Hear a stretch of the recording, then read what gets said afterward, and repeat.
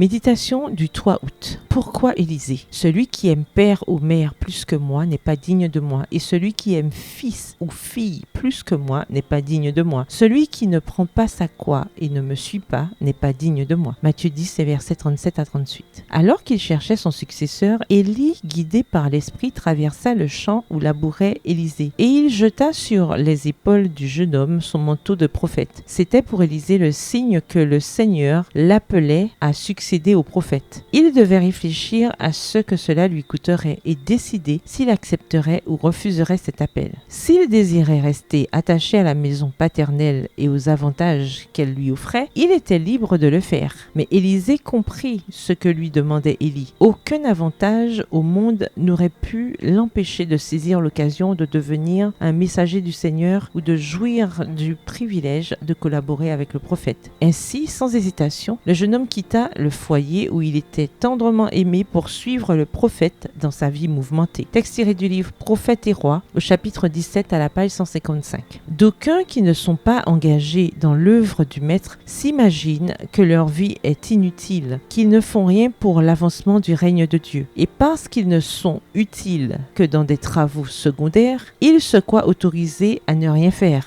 Ils font complètement fausse route en agissant de la sorte. Un homme est actif au service de Dieu lorsqu'il accomplit sa tâche de tous les jours, soit qu'il abatte un arbre, qu'il défriche son champ ou suive sa charrue. La mère de famille qui élève son enfant pour le Christ fait un travail pour le Seigneur tout aussi important que celui du pasteur. Certains chrétiens voudraient posséder des dons spéciaux pour accomplir un travail remarquable. Ils en arrivent ainsi à perdre de vue les devoirs de la vie quotidienne, devoirs qui offriraient une saveur charmante s'ils étaient accomplis fidèlement. Le succès d'une entreprise dépend beaucoup moins du talent que de l'énergie et de la volonté. Pour faire un travail profitable, il n'est pas nécessaire d'avoir des dons exceptionnels. Il suffit d'accomplir consciencieusement la tâche de chaque jour. Il faut en outre posséder un esprit de contentement et s'intéresser sincèrement au bien du prochain. On peut trouver la perfection dans la destinée la plus humble.